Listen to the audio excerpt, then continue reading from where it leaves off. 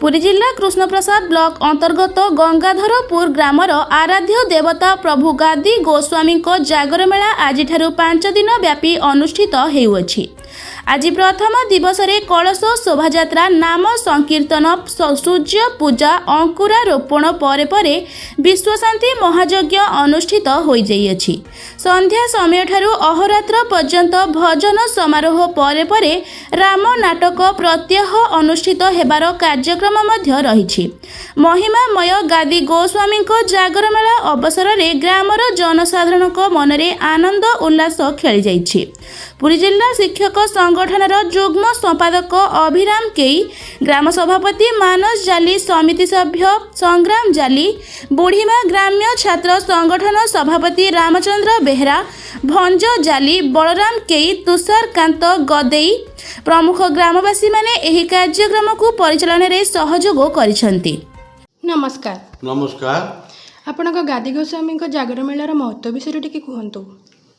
सर्वप्रथमे मु प्रभु गादी गोस्वामी को शत शत कोटि प्रणाम जनाऊँगी एवं समस्त को मोर कोटि कोटि नमस्कार शुभेच्छा शुभ अभिनंदन जनाऊँगी एवं संघर्ष चैनल देवेंद्र को मु शुभ अभिनंदन जनाऊँगी एवं संघर्ष टीवी अन्यान्य कर्मकर्ता मान को मु अभिनंदन जनाऊँगी।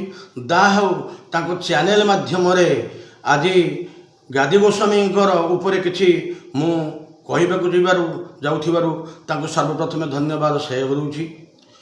मराण मालिनी नीलांबु चिलिका तटदेश अवस्थित आमर यही गंगाधरपुर ग्राम, यही ग्रामर आराध्य देवता हेले प्रभु गादी गोस्वामी।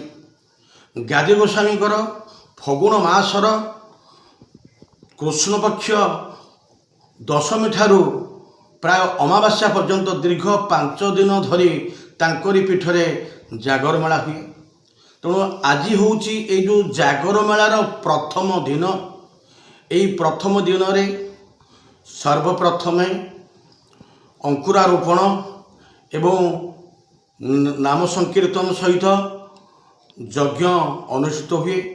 जागर मेला आसिले ए गाँव रे लोक मानक मनरे गोटे स्वतंत्र आनंद भरी जाए एवं सबुरी आपण देखिए सबुरी दुआर मुहरे कलश बसी एवं समस्ते परिष्कार परिच्छन्न हो ठाकुर को आराधना करती एवं समस्ते लगे ए समस्त गाँव आबाल वृद्ध वनिता समस्त भूमिका रही।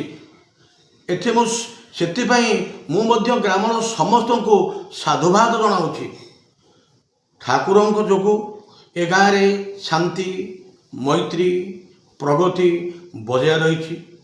विभिन्न प्रकार दुर्विपाक बन्या बात्या मरुड़ी आसी किंतु ए गंगाधरपुर माटी ठिया बोध हुए क्यों एक आवाहमान कालरू ए गाँव में ठाकुर जागर यात्रा प्रचलित होउछि। यह एक पुराना प्रथा परंपरा आम ओडिशा जगन्नाथ संस्कृतिर गंताघर। एठी मध्य जगन्नाथ संस्कृति प्रणिपात हो पारुछि। एठी प्रत्यह नामयज्ञ सहित विश्वशांति महायज्ञ एवं संध्या बेले त्रिनाथ मेला सहित भजन समारोह एवं लोकमानकर मनोरंजन पाई मध्य राम नाटक परिवेशन करा जाए एवं उद्यापनी दिन समस्ते मिलित भाव में एठी एकत्रित होती। उद्यापनी उत्सव ठाकुरंकर महासमारोह अनुष्ठित हुए। एठी मध्य जागर मध्य अति महासमारोह अनुष्ठित होछि। एहाकु देखिबा पाई एवं प्रभुंकर आशीर्वाद लाभ करिबा पाई आखपाख अंचल लोक मानकर छुओ छुटे गाँ कोलाहल मुखरित होई उठे एवं समस्त मनरे पूरा गोटे उन्माद आसे एवं समस्ते यही दिनटा को ही अपेक्षा करिथांती जे एई जो जागर आसुची ए जो पवित्र ठाकुरंकर जो जागर यात्रा आसुची ए जागर यात्रा को किपरि भाव सुचारू रूप से माने परिचालित करा जिवो सेति पई समस्ते अंटा भिड़ी थांती।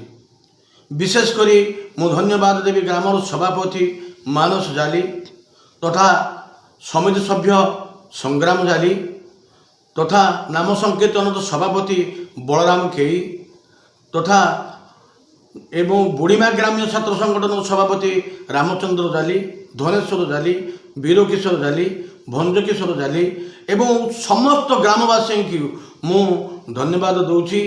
एवं ये जो जागर यात्रा, ये जो पुराना प्रथा परंपरा, ये जो जगन्नाथ संस्कृति बजाय रहू, ये हिंदू धर्म जुगे जुगे अतुट रहू, एतिकी कही मु गादीश्वर को निकट क्षमा प्रार्थना मागुची। जय गादीश्वर। धन्यवाद। ब्यूरो रिपोर्ट संघर्ष टीवी।